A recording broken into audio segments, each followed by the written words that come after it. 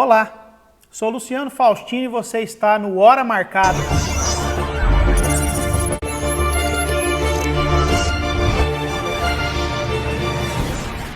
A nossa convidada de hoje é a coordenadora de Cultura e Turismo da cidade de Porto Alegre do Norte. Nossa convidada é a Rosa Dilma. Rosa Dilma, seja muito bem-vinda.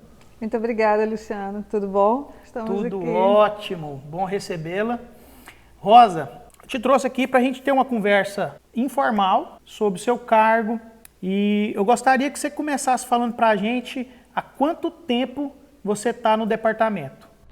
Eu estou no departamento desde 2017. Logo no início do mandato, eu sou concursada, né? Então eu voltei ao trabalho depois de 4 anos numa pausa, né, médica. Fiquei 4 anos longe do meu trabalho e eu sou concursada da prefeitura. Me apresentei à nova gestão, que é a gestão do prefeito Daniel do Lago, e trabalhei o primeiro mês de janeiro na recepção da prefeitura, que é onde eu sou concursada. E nesse período, o então secretário de Educação, professor Ângelo, me fez um convite para assumir o departamento que está na pasta da educação. Ele me fez um convite, falou que ia levar meu nome ao prefeito Daniel, ele levou, Daniel aprovou e desde então estamos trabalhando. Rosa, qual a maior dificuldade que você enfrentou quando você assumiu o cargo? O Departamento de Cultura, na verdade, é um departamento que a cultura em si no Brasil, e eu acho que culturalmente falando, aí culturalmente mesmo é uma coisa que a gente aprendeu, que a cultura é uma coisa supérflua, né? Ela é assim, tudo pode acontecer depois da cultura. Então, o maior desafio é colocar na cabeça das pessoas, aí eu nem falo colocar na cabeça das pessoas, mas fazer com que eles percebam, a partir do nosso trabalho, que a cultura é tão importante quanto as outras coisas numa administração pública, né? Então, eu acho que o maior desafio de quem trabalha com cultura é se fazer respeitar o trabalho que a gente se propõe a fazer, né? E eu acho que quando a gente é apaixonado pela cultura, tanto que o desafio que eu tive quando eu assumi o departamento foi exatamente esse ponto. Nem eu sabia que eu era tão apaixonada pela cultura, porque antes eu vinha trabalhando na recepção, fui chefe de gabinete, né? Então eu trabalhava mais com a administração pública em si. Então eu me envolvia com todos os setores de uma prefeitura, mas não com um departamento específico, né? E principalmente nessa área. E no decorrer, quando foi feito o convite, eu falei, mas como? E eu acho que o convite foi feito por um outro projeto que a gente tinha feito ainda na administração passada, que a pessoa achou que o professor Ângelo achou que eu poderia contribuir com o município. Então, o desafio maior que eu acho é tentar fazer o nosso trabalho da melhor maneira possível, abrangendo essas pessoas e fazer com que a população reconheça o nosso departamento como um trabalho também importante para a administração. Eu acho difícil mesmo essa questão que você falou, não quis nem te interromper, mas fiquei muito na cabeça, que é mais ou menos assim. Lógico que existem prioridades, por exemplo, a saúde, educação, infraestrutura, indiscutivelmente, mas geralmente a gente vê muito isso em mandatos, que o que sobrar é cultura. Só que às vezes a gente perde muita noção, porque quem somos nós, se não cultura? E eu acho assim, além disso, nas administrações públicas, o que a gente percebeu, não só em Porto Alegre do Norte, eu estou falando em termos geral de cultura, as pessoas que vão para esse cargo, eles normalmente são pessoas que vão por um cargo político, vão por uma opção do gestor, para agradar um segmento ou outro, então ele ocupa esse cargo com essas pessoas e nem sempre as pessoas têm afinidade com o trabalho. O Daniel, eu falo sempre para ele que ele quebrou alguns paradigmas na administração dele passado, né? A gente está já na nova administração, mas na primeira eu acho que ele quebrou alguns paradigmas e o setor da cultura foi um dos. porque ele trouxe muito técnicos para trabalhar com ele, né? Então ele olhava os perfis das pessoas e a partir do perfil da pessoa ele ia encaixando. E eu me sinto muito confortável no departamento. É lógico que a gente não sabe de tudo, é lógico que a gente tem que aprender todos os dias, é lógico que a gente tem muito a fazer pela cultura do município, muito, mas a gente está engatinhando, na verdade. Mas eu me sinto confortável em fazer. Então eu acho que quando a gente se sente confortável em fazer, a gente procura fazer mais. E aí eu falo que foi uma achada do Daniel de encaixar essas pessoas e fazer com que elas contribuem para o desenvolvimento de Porto Alegre do Norte, né? A gente ainda está em fase de desenvolvimento, a gente não está eu falo assim, que a gente não está na fase de realizações de coisas, a gente está na fase de plantar coisas, né? E junto com isso vem as realizações. Então, pequenas coisas que a gente vai realizando dá um gás para a gente fazer novas coisas. Aí a gente vê que a gente tem que fazer mais, a gente tem que ver que tem muita coisa técnica que nós temos que fazer para a gente poder realizar grandes eventos, por exemplo. Aproveita que você está falando disso, fala um pouquinho aí dos projetos que já foram realizados durante essa gestão que você está ocupando à frente do cargo. Os projetos que você acha interessante, mas fala também de alguns que você tem vontade que ainda não teve oportunidade de colocar em execução. Eu falo que nosso departamento está dividido em duas partes. Ela tem a parte que muita gente vê, que é o que a população percebe, que é a parte de eventos. A gente escuta muito assim, a Rosa só faz festa, a Rosa só isso. E aí a questão dos eventos, tem a parte dos eventos e tem a parte cultural mesmo, que seria a biblioteca, que seria uma banda municipal, que seria a Casa do Artesão. A gente tem um plano que o Estado está implantando em todas as cidades, que chama Plano Municipal de Cultura, né? Chama CPF da Cultura. Então, para a gente estar apto para receber recursos, para receber emendas parlamentares, a gente tem que estar com esse CPF pronto, que é o plano, o fundo e o conselho, né? Então, essas são as partes mais teóricas, mais que a gente tem que trabalhar para fazer o dever de casa, para poder ficar apto para fazer os grandes eventos, para fazer os eventos que é o que a população vê. A questão dos eventos, eu acho que o grande desafio nosso é mostrar para a população que fazer evento é necessário. Então eu lembro que quando eu assumi lá em 2017, o meu grande evento primeiro foi o Carnaval. E eu, particularmente, eu tinha um receio de carnaval, né? Eu tinha assim, carnaval é sempre uma festa complicada, para que gastar dinheiro público com carnaval? E no trabalho eu descobri que não é gastar dinheiro público com carnaval.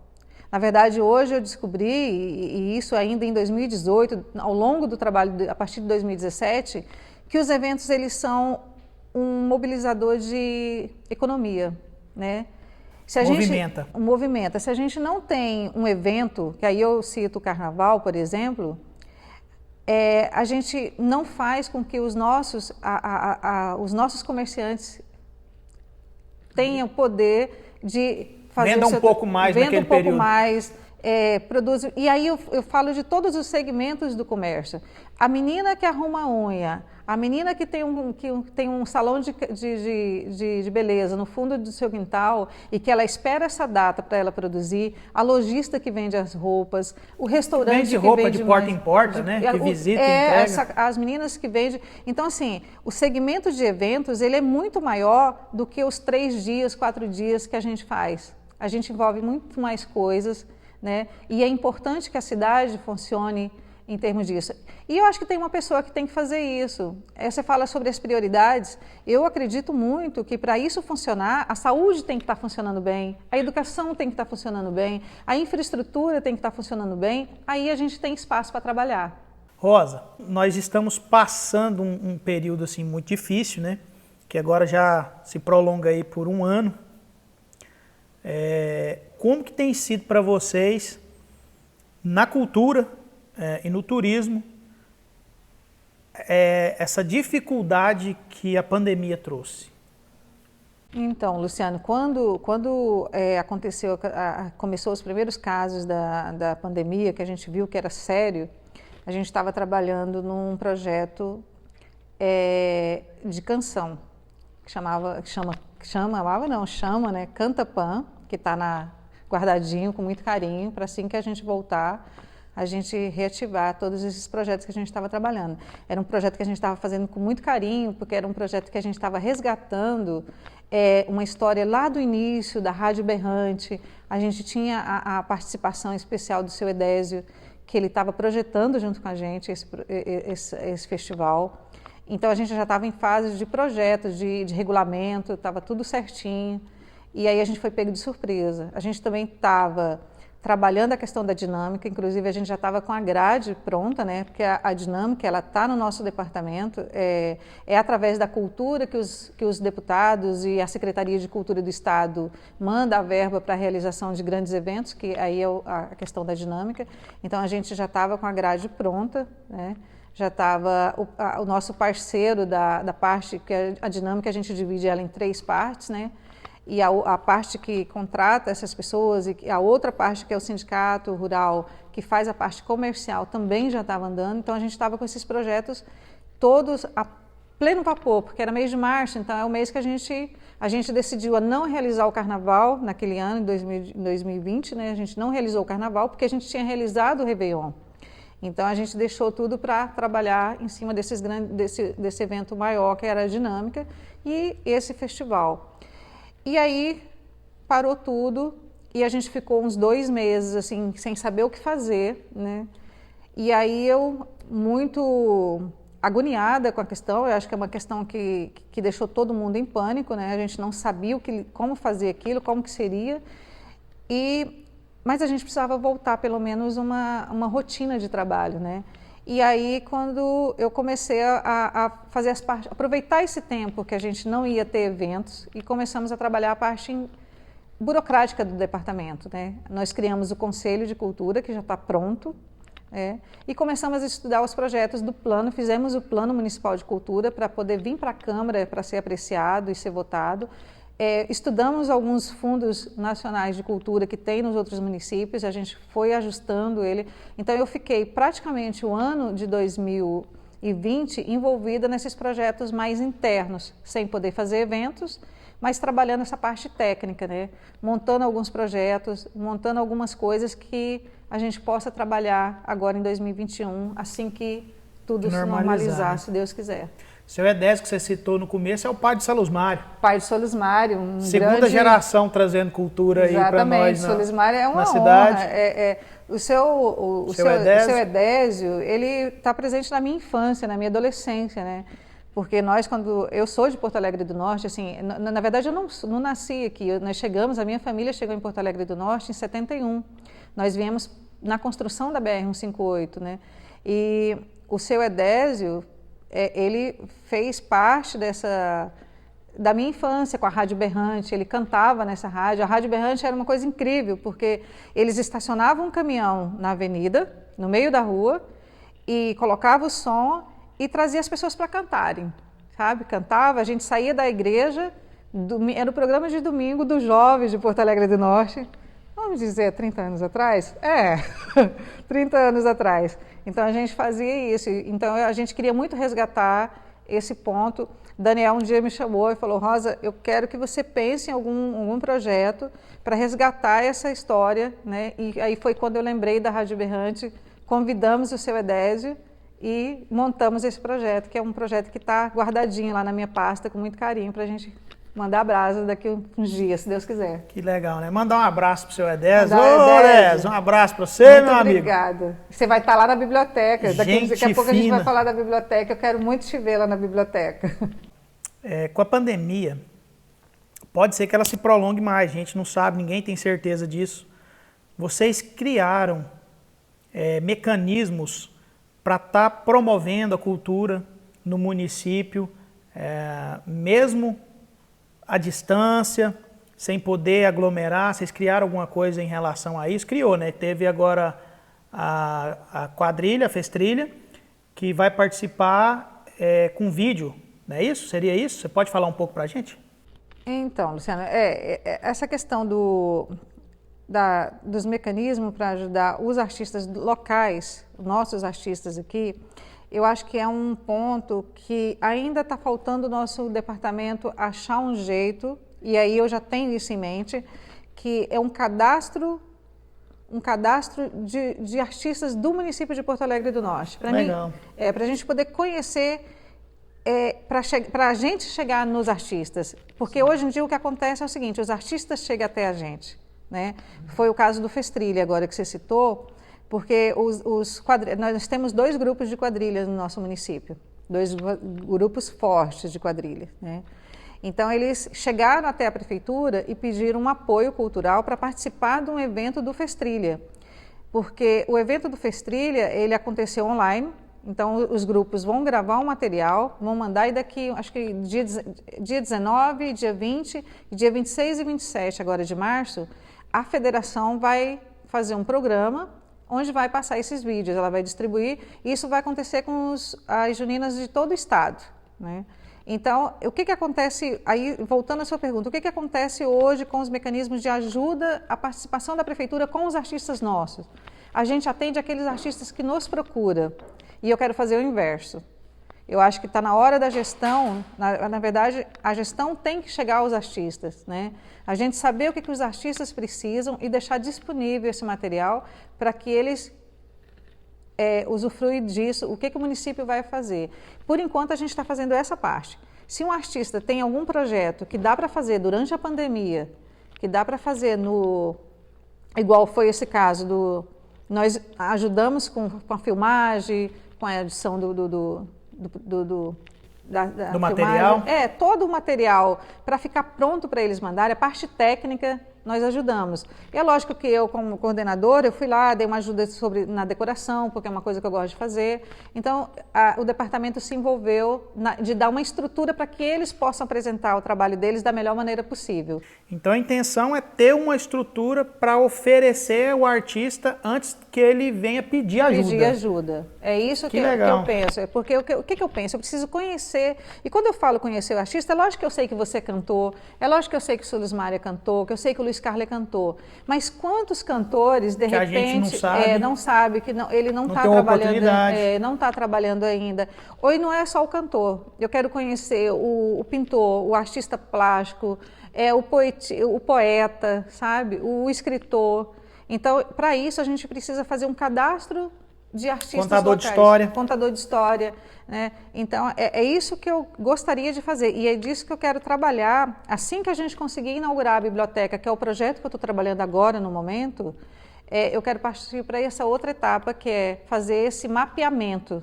Eu sempre falo que é o mapeamento que nós, do departamento, precisamos fazer para a gente chegar nesses artistas. Rosa, ficou algum projeto que você não falou que você gostaria de falar? Luciano, eu gostaria de falar dos projetos que a gente já realiza no decorrer desses anos, né, desses 4 anos. Vamos começar pelo projeto Um Sonho de Natal. O projeto de Sonho de Natal é um projeto que nasceu lá em 2009. Né, que eu gosto bastante, inclusive, eu saio na rua falando para a Joyce, eu gosto das luzinhas do Natal. Do Natal. O Sonho de Natal é um sonho que eu tenho um carinho particular pelo Sonho de Natal, porque ele é um projeto que eu pensei, sabe? Ainda menina aqui em Porto Alegre, que aqui era tudo muito escuro, porque a gente não tinha energia, né? A energia aqui acabava 10 horas da noite. E eu, enquanto criança, eu tive um problema de saúde, acho que todo mundo sabe, e eu fiquei muitos anos fora. E desses tratamentos que eu ia fazer fora, a partir dos 11 anos de idade, eu me deslumbrava com as luzes das cidades grandes. E eu tive algumas vezes que eu ia nesse período natalino. Então, eu ficava imaginando a Avenida Beto Marco iluminada. Eu nunca consegui, né, desde 2009, deixar ela iluminada como no meu sonho. Por isso que eu chamo um sonho de Natal. Porque cada ano que passa, a gente vai acrescentando. E eu tenho um agradecimento muito grande aos gestores nesses períodos todos, tanto o Edis Corsim, que é o Tarzan, quanto o Emival, que os 4 anos que eu fiquei fora, ele deu seguimento ao projeto. Então, para todo mundo da cidade, gente, era um orgulho eu passar na avenida, estando fora da gestão e ver um projeto que eu sonhei sendo executado, sendo executado por alguém que não estava em contato comigo. Então, assim, muita gente às vezes achava que eu achava ruim, não, eu ficava feliz demais, porque eu acho assim, que um projeto para dar certo e para ele se tornar, ele tem que ser feito por qualquer pessoa. E o projeto Um Sonho de Natal, por esses 4 anos, ele foi feito por uma outra gestão, e eu tenho um agradecimento muito grande à gestão daquele ano por isso, por ela ter feito e não ter deixado esse projeto morrer. Quando o prefeito Daniel assumiu, ele falou para mim, ele falou, Rosa, o projeto Sonho de Natal está em pauta e pode seguir, pode planejar. Ele me deu a chave com o material que estava guardado, né? Então eu tenho muito carinho, tenho um agradecimento muito grande, eu fico muito emocionada com o projeto Sonho de Natal por esses pontos, né, particulares. Mas é um projeto que tomou conta, ele não é mais da Rosa. Ele é um projeto que é da gestão pública. Agora ele é da cidade. Da cidade, ele faz parte de Porto Alegre do Norte. Tanto que ele inspira as outras cidades a projetar. Na verdade, a gente ouve falar aí que do Baixo Araguaia aqui, o mais bonito que fica é aqui em Porto Alegre. A gente não só ouve falar, como vê também, né, Rosa? Quando chega aqueles dias ali, se não vê luzinha, nego já fica... o ano tá esquisito. Chegando, o que está acontecendo? O projeto Sonho de Natal ele tem umas particularidades muito diferente das outras cidades. Por exemplo, a gente tem uma equipe unida e a gente tem uma equipe de profissionais concursados da prefeitura. Nós temos um artesão, que é o meu colega Bento. Cara, coisas que as outras prefeituras gastam centenas de dinheiro para confeccionar aquelas artes, nós temos um artista que faz isso aqui. Ele, que tudo que vocês verem na avenida, fora a parte elétrica, que é as luzinhas que a gente tem que comprar fora, mas tudo é feito por um cara que é da cidade, é um funcionário público concursado e que faz isso. Então isso arte, né? É arte, é um motivo de muito orgulho para todo mundo que trabalha, porque a gente tem essa pessoa que faz esse trabalho. E a minha equipe, eles sempre falam assim que a gente contamina um ao outro, né? Nós temos uma interação muito grande de pensamentos, né? Eu projeto as coisas e o Bento realiza e modifica, a gente modifica junto. Muitas vezes eu chego com uma ideia de uma peça e nós conversando, a peça se transforma numa terceira peça. Então isso é muito gratificante. Talvez seja por isso que o projeto dá tanto certo. E também tem as outras coisas, a gente tem o projeto da cultura, a gente apoia os eventos, a gente tem o festejo do Seu Domingão, que é tradicional, a gente está envolvido, está inserido nele, todo o apoio, tudo que eles precisam, a gente está na retaguarda, nos mais antigos. Tem o festejo do Seu Domingão, tem o Manuel Cecílio também, que a gente apoia, tem os do interior do município, né, tanto lá do 8 quanto de Nova Floresta, toda vez que eles precisam desse apoio, desses festejos que mobilizam a comunidade, sempre que o departamento é acionado, a gente está disposto a ajudar. Prainha, aí entra na parte do turismo. A Prainha é uma parceria nossa com alguns vereadores, os vereadores chegaram com a proposta, ele já estava no nosso planejamento, tanto que ele está no nosso orçamento, e com a participação dos vereadores, a gente conseguiu concretizar, porque eu falo sempre que projeto é uma coisa, concretizar é outra, e a gente precisa de parceria. E aí eu tenho parceria, tanto o apoio, o aval do prefeito, do gestor, e dos outros departamentos e das outras secretarias que formam a gestão pública. Então isso, na gestão do prefeito Daniel, é muito visível isso, a gente trabalha em conjunto. Então, a Prainha, por exemplo, a gente envolve Secretaria de Obras, Secretaria do Meio Ambiente, o nosso departamento, Secretaria de Esporte, né, a Secretaria de Educação, através do meu departamento e do Departamento de Esporte. Então, assim, são muitos departamentos envolvidos em prol de fazer uma realização igual à Prainha. Né? Tem toda uma logística ali que é bem difícil também. Tem questão de eletricidade. Eletricidade, que aí entra a Secretaria de Obras, que a parte elétrica do município está no Departamento de Obras. Tem muito, o cicliturismo, que se tornou uma tradição também desde 2017, que a gente realiza com o grupo Os Baiqueiros, né, que é um grupo que formou aqui na cidade, e a gente apoia. A gente já teve o prazer de ter você, que você foi pela prefeitura, né? Exatamente. A gente levou você lá, que era um agrado para o pessoal que vem. E é um projeto que vem gente do Pará, vem gente de todas as cidades da região, vem gente de Canarana, Confresa, Vila Rica. Então, junta essas pessoas e faz um cicliturismo. É uma maneira das pessoas conhecer o Varjão aqui da nossa cidade, que a gente vai até Luciara. E quem participa não esquece, não. Eu não sei se você se lembra, um senhorzinho que veio de Confresa, ele veio num Monarcão. Sim. E ele deixou muito nego com bicicleta novinha, cara para trás aí, ó. Nego pedalando. Eu sempre falo que sem ele, o cicloturismo não é a mesma coisa, né? Ele é o nosso talismã. Ele sempre vai, ele participou de todas as edições que nós conseguimos fazer. Pela pandemia, 2020 não foi realizado, mas a gente espera que ele acontece sempre dia 7 de setembro, né? Aí a gente vai no final de semana e acampa, né? Acampa no Vocês acamparam no último lá no Chavantinho? Acampamos, a gente acampa lá no Rio Chavantinho. Aí é um paraíso, né? É um paraíso e a gente tem a oportunidade de conhecer e de trazer os turistas para cá. Essas pessoas, aí que vai o fomento também, né? Porque essas pessoas que vêm para participar do cicliturismo, eles tomam café na padaria, se hospeda nos nossos hotéis. Então a gente está movimentando a economia através do turismo, através da cultura. E o cicliturismo, e a gente tem, além disso, com o turismo, a gente tem o Resking, que aí é uma competição de velocidade, né? Ela acontece aqui dentro da cidade, também aconteceu nesse período da gestão, e vem competidores. Aí é uma competição e a gente entra com troféus, café da manhã, estrutura, né?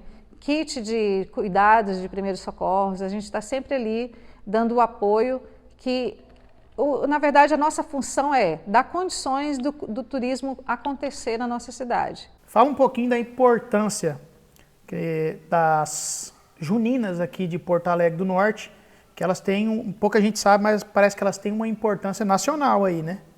Sim, Luciana, a gente tem duas quadrilhas, né? A gente tem a Flor do Sertão, que ela já está aí há 15 anos, e tem o Coração Caipira.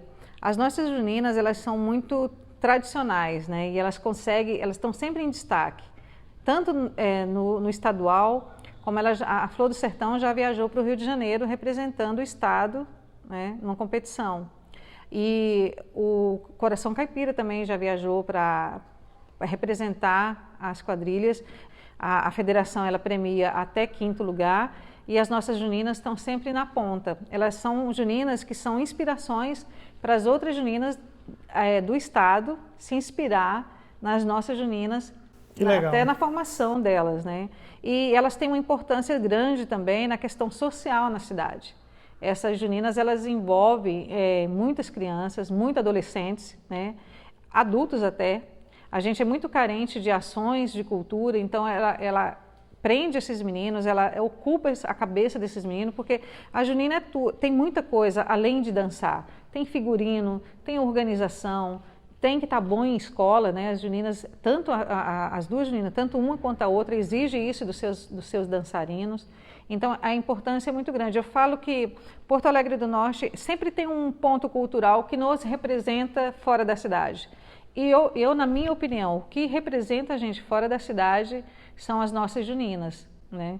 É ela que nos leva. As juninas, ela representa tanto que ela me levou, além de ser coordenadora do município, a presidir por 2 anos a Federação Mato Grossense de Juninas, né? Eu acredito que foi pelo trabalho das juninas e o trabalho que eles viam a gente fazendo que foi feito esse convite. Não só o trabalho das juninas, lógico que você vai ser humilde em falar isso, mas eles reconheceram em você justamente isso, porque precisa de produção. A gente estava falando aqui antes de gravar que para fazer cultura precisa de produção, arte precisa de produção.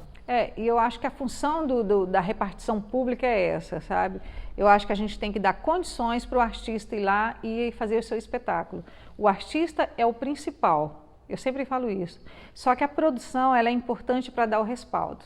Você não, igual aqui, por exemplo, para os bailarinos, os dançarinos de quadrilha dançar, os brincantes, como eles chamam, a gente precisava construir um quadrilódromo. Nós construímos. Tem lá na área de esporte, né? No complexo esportivo da nossa cidade, a gente tem um espaço específico para as quadrilhas dançarem. É lógico que no restante do ano outras ações são feitas naquele espaço, mas ele foi construído especificamente para atender um pedido das juninas e para eles poderem mostrar a sua arte. E onde acontece uma das maiores festas da cidade também, né? Então é isso, Rosa, gostaria de te agradecer por ter aceitado o nosso convite, ter tido a paciência de estar aqui falando com a gente no nosso programa Hora Marcada. Eu que agradeço, Luciano, agradeço muito o convite do presidente da Câmara, o Alex. Parabenizo pela inovação que ele está trazendo. Eu acho que a população tem muito a ganhar com todos os 3 temas, né, que vocês colocaram em pauta. Então, eu achei um programa inovador. Tá de parabéns tanto você quanto ao presidente Alex. Agradecer e eu estou muito agradecida por ter sido a primeira, né, a abrir esse novo canal com a população. Poder público e população, essa comunicação é muito importante. E eu gostaria de aproveitar que segunda-feira é o Dia das Mulheres, tem uma poetisa de Minas Gerais que eu sigo nas redes sociais, que ela escreveu uma poesia esse final de semana, essa semana agora, e que me tocou bastante, eu queria dividir com as minhas amigas aqui de Porto Alegre do Norte. Só um minutinho, deixa eu fazer uma leitura aqui. A poesia chama Mulheres Decididas. Mulheres, o que dizer? As mulheres respondem por si, se banham no pranto da dor, ao mesmo tempo é puro sorriso e amor. Contraditórias por natureza, seres de grande beleza, de olhares dóceis ou pura sedução. Guerreiras? Sim. Imbatíveis? Talvez. Frágeis? Creio que foram um dia. Mulheres em todas as frentes. Hoje não é apenas semente ou, como muitos queriam, um objeto a bel prazer. Mulheres com seus trejeitos, com uma bela maque e um penteado, andando lado a lado, usufruindo o espaço que conquistou. Essa poesia é da Elizabeth da Conceição. Muito obrigada a todos e até uma próxima.